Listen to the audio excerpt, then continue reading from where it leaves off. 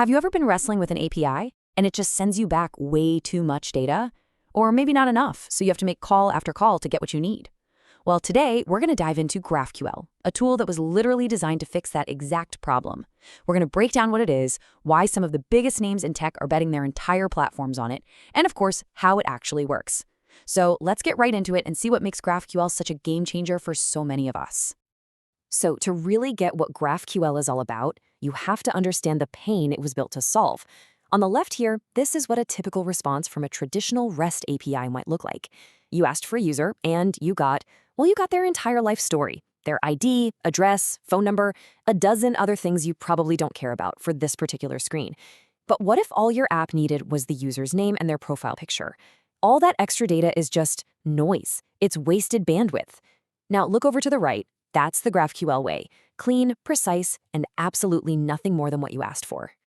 So, does that look familiar? You know, that feeling of drowning in data you didn't even ask for? It just slows your app down to a crawl, especially if you're on a shaky mobile connection. This exact frustration, this problem that we call overfetching, is the #1 reason GraphQL even exists. And that frustration leads us right to the solution. GraphQL isn't just another library or framework. It's a totally different way of thinking. It represents a fundamental and honestly a brilliant shift in our apps talk to our data. So what is it really? At its core, GraphQL is a query language for your API. And here's the key. It completely flips the power dynamic. Instead of the server deciding what data to send back in these rigid, predefined endpoints, the client, your web browser or your mobile app, gets to specify the exact data it needs, down to the very last field. You know what that means? Your front-end team can move faster and build new features without constantly bugging the back-end team for new API endpoints. I love this analogy. Think about it this way. A traditional REST API is like a set menu at a restaurant. You order the user dish and you get everything the chef decided comes with it. The main, the sides, the sauce, the whole shebang. But GraphQL? That's the a la carte menu. You want just the steak? You ask for just the steak. Oh, you also want the last 5 blog posts from that user and the comment count for each? You can ask for exactly that all in one go. You are in complete control of your order. And you know, this wasn't just some idea cooked up in a lab. It was born out of a real-world crisis. Back in 2012, Facebook's mobile app was really struggling. On those slow, unreliable 3G networks, sending these huge blobs of data was just killing the user experience. So their engineers built GraphQL internally to solve their own massive problem. And it worked so well that in 2015, they decided to open source it and share it with the rest of us. Okay, so we know why it was created, but how does this magic actually work under the hood? Let's break down the core pieces that make it all tick. The whole process is actually incredibly elegant. First, your app just sends its query as a plain string of text to a single endpoint, usually something like /GraphQL. That's it. No more remembering dozens of different URLs. The server gets this query and instantly checks it against a blueprint called a schema to make sure you're asking for things that actually exist. If it's all good, these little functions called resolvers jump into action, kind of like worker bees, each one fetching the data for a specific field. Finally, the server bundles it all up and sends back one JSON response that perfectly mirrors the shape of the query you sent. Now, that schema I mentioned, it is the absolute heart and soul of any GraphQL API.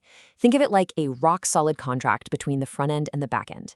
It's written in this simple, human-readable language, and it spells out every single piece of data you can possibly ask for. This schema becomes the single source of truth that everyone agrees on. And trust me, that prevents a ton of bugs and arguments down the road. And you interact with that API using 2 main types of operations.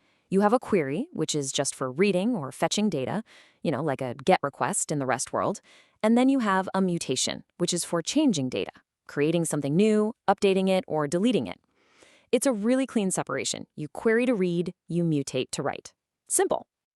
And the real work, the data fetching, that's all done by the resolvers. Every single field in your schema has a resolver function behind it. So when your query asks for a user's name, the name resolver runs and grabs that value from a database. And when it asks for that same user's posts, the posts resolver runs. And that function might go talk to a completely different database or even another microservice to get that list. Resolvers are the bridge between your abstract schema and your real-world data sources. Okay, so that's the mechanics of it. But let's pivot from the how to the much bigger question, the why. Why has this technology had such a massive impact on the way we build software today? Well, for starters, just look at the company it keeps. We're talking Meta, GitHub, Shopify, Netflix, Airbnb. These companies aren't just playing around with GraphQL, they have bet their core products on it. GitHub's entire public API is GraphQL. Shopify powers millions of online stores with it. When tech giants at this scale go all in on a technology, you know it's solving some serious problems. And here is the kind of result that gets everyone's attention. In a famous case study, Shopify reported that switching to GraphQL let them slash the amount of data their mobile app was using by up to 70%. I mean, think about that. That's not just some nice technical metric. That's a direct improvement to the user experience. It's the difference between a happy customer who buys something and a frustrated one who leaves. So with all these huge benefits and this massive adoption, it's easy to think GraphQL is the solution for everything. But, it's not quite that simple. Like any powerful tool, it comes with its own set of trade-offs. So let's get real and look at a balanced view of where it's amazing and where it might actually be overkill. The pros are really, really compelling. First, you say goodbye to overfetching and underfetching forever. Second, one smart GraphQL query can grab data that might have taken 5 or 6 separate trips to different REST endpoints. That is a huge performance win. And because you can just add new fields to your schema without breaking old apps, API versioning pretty much becomes a thing of the past. On top of all that, the developer tools are just incredible. But, and this is a big but, it's not a silver bullet. Caching, for one, is a lot trickier. You can't just rely on simple HTTP caching the way you can with REST. More importantly, if you're not careful, you can stumble into something called the N+1 query problem. This is where one innocent-looking GraphQL query accidentally unleashes a whole flood of database requests. Like you ask for 10 users and their posts, and you accidentally run 11 database queries instead of 2. Now, it's totally solvable, but you have to be aware of it. So really, it all comes down to picking the right tool for the job. GraphQL is an absolute powerhouse for things like mobile apps or complex web UIs, where different screens need different slices of data. It is also a lifesaver if you're working with microservices, because it can act as a single, unified gateway to all of them. But if you're just building a simple blog or a basic app to create and read data, the simplicity of REST might honestly be the smarter, faster choice. All right, let's wrap this up with a quick summary. Number 1, the client is king. It asks for exactly what it needs, no more, no less. 2, it completely solves the problem of overfetching. 3, it all happens through one powerful endpoint that's governed by a strict contract, the schema. 4, it's perfect for complex situations like mobile apps and microservices. And 5, it gives you an amazing developer experience, but you do have to manage a little more complexity on the server side. And that brings us to the final question, and this one's for you.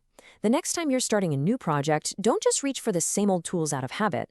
Now that you understand the trade-offs, really ask yourself, with the problems it solves and the power it gives your developers, could GraphQL help you build a better, faster, and more modern application?